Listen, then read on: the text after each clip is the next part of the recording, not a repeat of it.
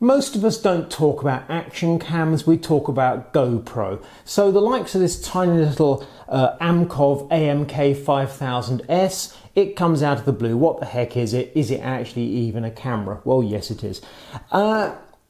How much should you pay for an action cam? That is the fundamental question. About a year back, I reviewed this ISO Extreme cam.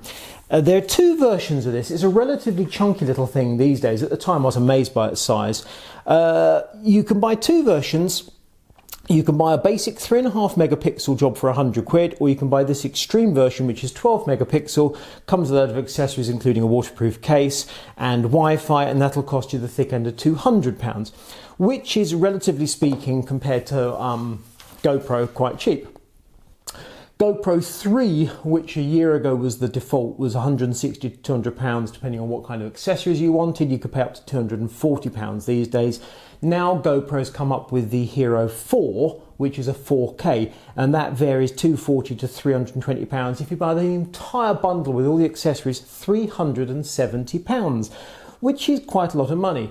Or if you're buying an iPhone 6, it's not very much money at all. So that very much depends on how you're regarding this thing. Is it a gadget or is it a vital tool of your trade? GoPro's also now got the Hero 4 Session, which is a diddy little thing for £320, still a lot of money. And TomTom has just come up with a fascinating thing called the Bandit for £299. Apologies for the numbers, but I can't remember this thing. The Bandit is 30 frames per second at 2.7K, so between Full HD and 4K. That's kind of wow. So you're talking a fair amount of money for a high resolution cam, and the thing with the Bandit is it's waterproof. You don't have to have one of these kind of add-on jackets to waterproof it. Intriguing stuff. So I saw 100 quid for basic, 200 quid for posh.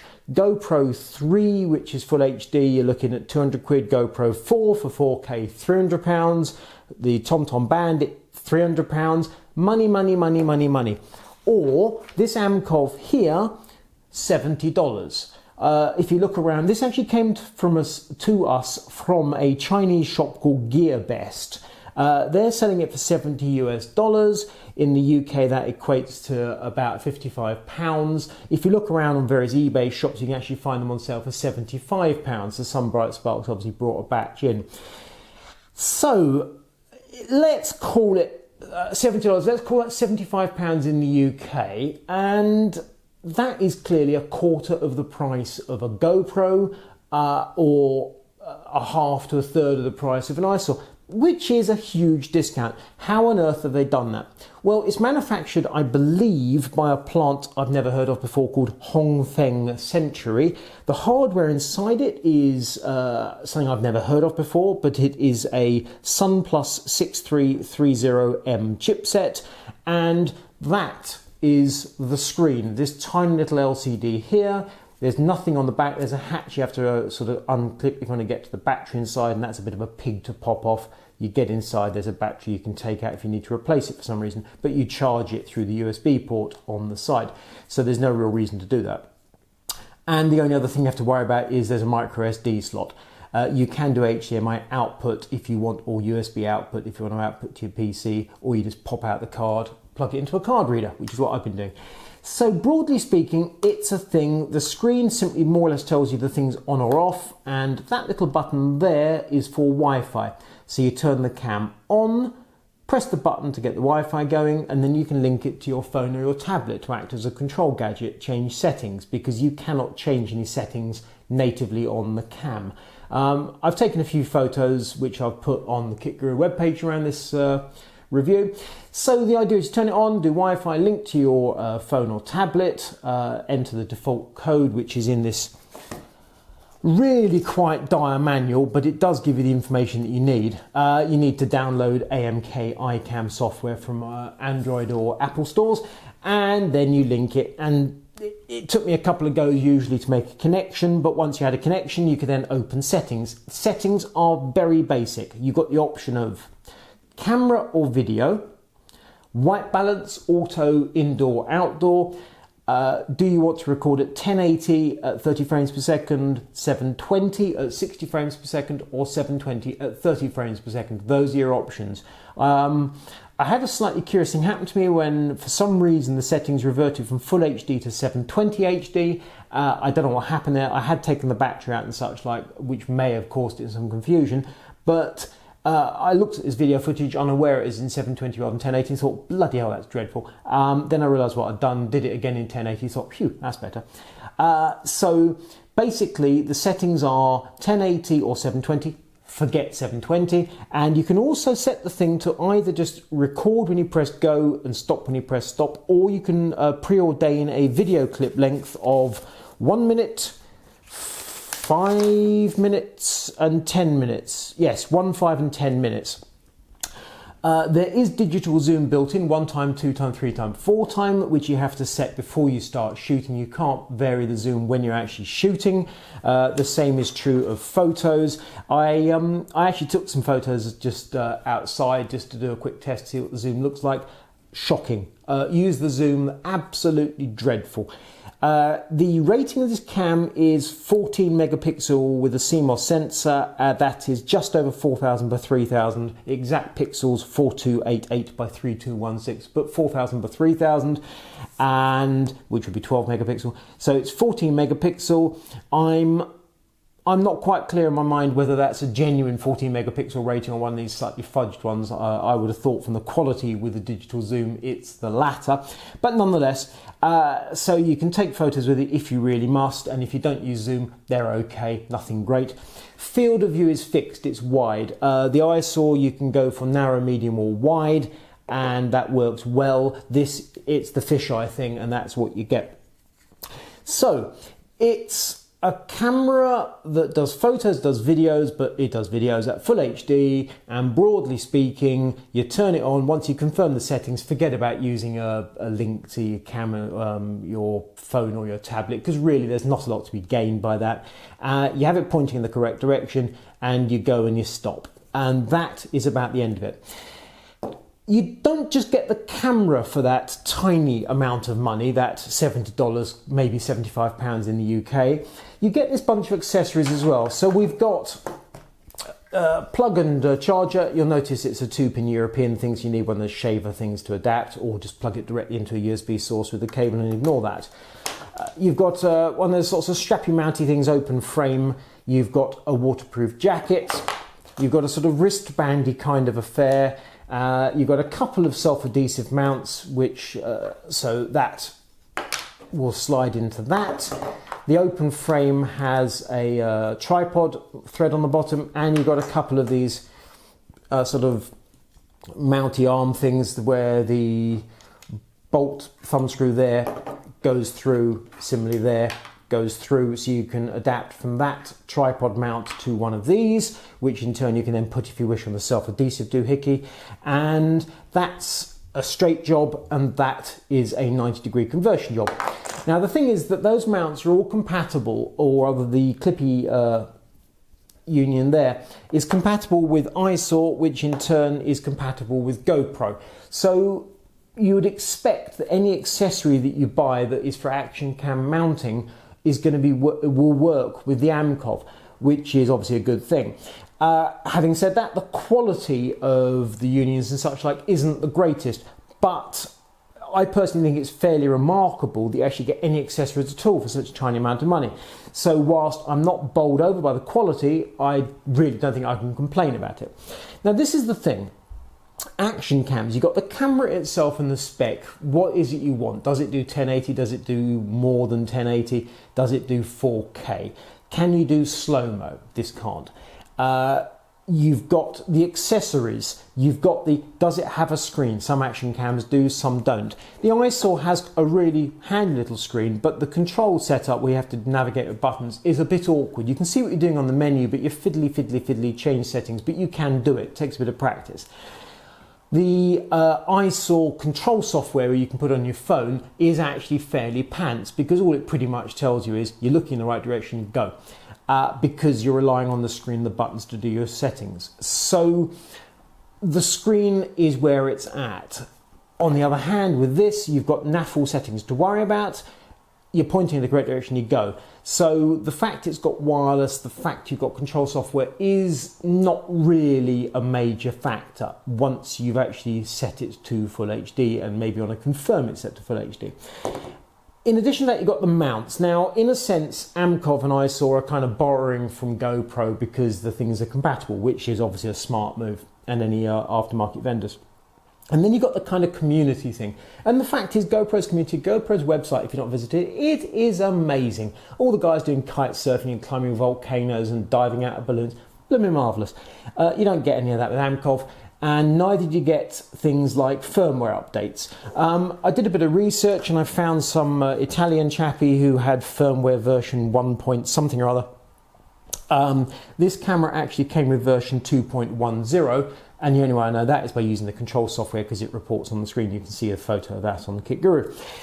Amkov doesn't offer, as far as I can work out, any firmware updates. Neither does GearBest. This company, Hongfeng Century, if indeed they are the manufacturer behind Amkov, they certainly don't. And most of the websites are in Chinese anyway. So we English speakers are pretty much suffering there.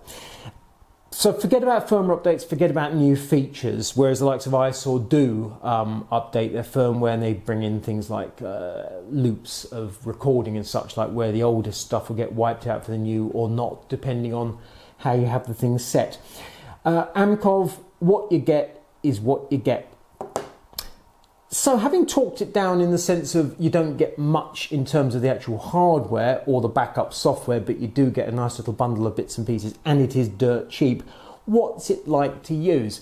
Well, the truth of it is, it's so simple that actually it works surprisingly well. Once you've got it set to 1080, you turn it on, you press the button, and it records. When you've finished recording, you turn it off. That's it. You take the SD card out, you transfer your movie file.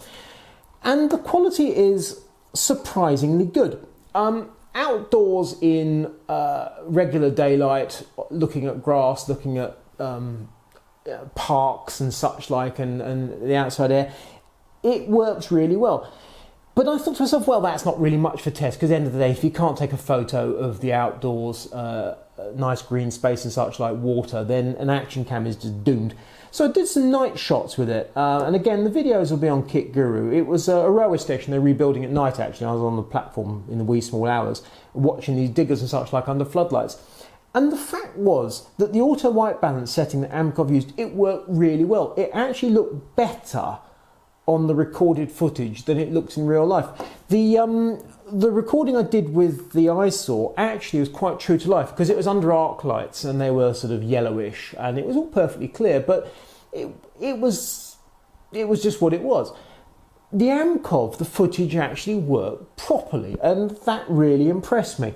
So in the sense of point and click and go, it worked better than I expected. Now, you can argue that you want your footage to be true to life. I'm not absolutely sure when you're talking about something that is almost a gadget or a toy. I'm not sure that that is actually true. We're not talking here after all cinematography or art or photography. We're talking about grab the action. And it did that very neatly indeed. I was pleasantly surprised. The fact the field of vision is fixed to the fisheye thing, that depends. I mean, that can be a pain in the backside, or it can really not matter. I suspect that a large part of the market that's getting into action cams and walking around with things on a selfie stick while they're using their phone to control it, I think they've actually got used to the fisheye thing. The fact it completely distorts the field of what you're looking at, that's just how it is. It's a little bit like listening to music from your phone blaring out from the speaker. You get that horrible compressed audio sound, and it sounds shockingly rubbish. I suspect a large part of the market is actually used to that. That is the norm for them. So the field of vision, field of view, that's fine. Quality of video, surprisingly good. Should you buy one? That's a big question. If you're paying £300 or whatever for a high-end action cam, or indeed £200 for a what is now a mid-range one, because it's 1080 rather than 4K, and you're bunging it on your kayaking helmet or whatever, and you're going for it on a one-off experience, there's something to be said for using a high-quality cam that is going to do a job for you, and you can be confident it's going to grab quality footage. The Amkov, on the other hand, for example, the audio, you've got no microphone settings, no nothing. It's just going to take the shot. So if you're trying to record that once in a lifetime, oh look, it's giraffes on safari in Kenya thing, I'm not the least bit clear I'd go for this at all. Because if I was to miss the shot, I'll be mildly gutted. If I was thinking of doing something a bit cutesy, I was building a drone, I was using a kite, I was risking losing the thing, then I think that's got a real market. I've seen, I laughed, I watched a video of a guy who was using a kite with a kind of gimbal setup, and he actually had a clip mount on it for his iPhone or Google Nexus phone, I forget which it was, and the kite came down in water, killed the phone. I mean, he was relying on the fact the quality of the camera in the phone was a high-end camera.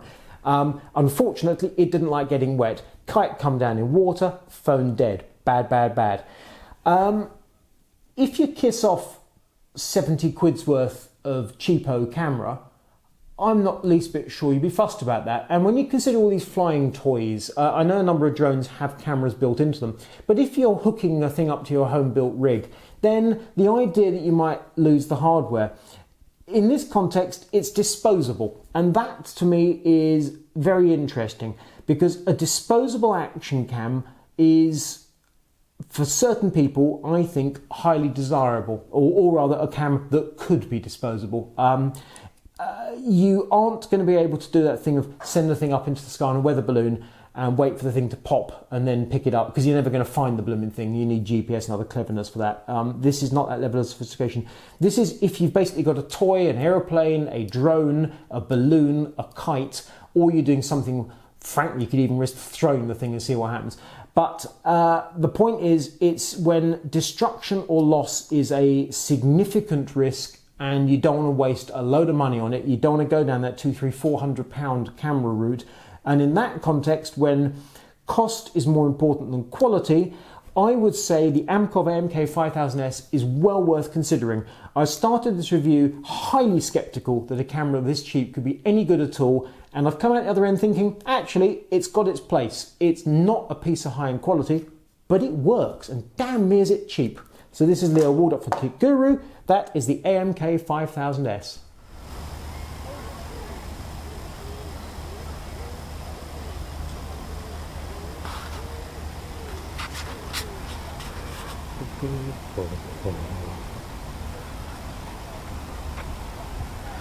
Oh, these are the least active birds you're going to see.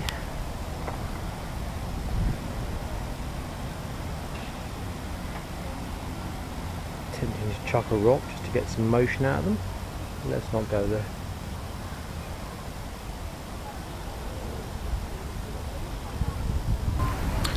And this is with the AMK5000, and this is ducks up close. Judging by the picture, this is on a very wide field of view. Let's pan around a bit. Let's go down to that one there. Back to these up close.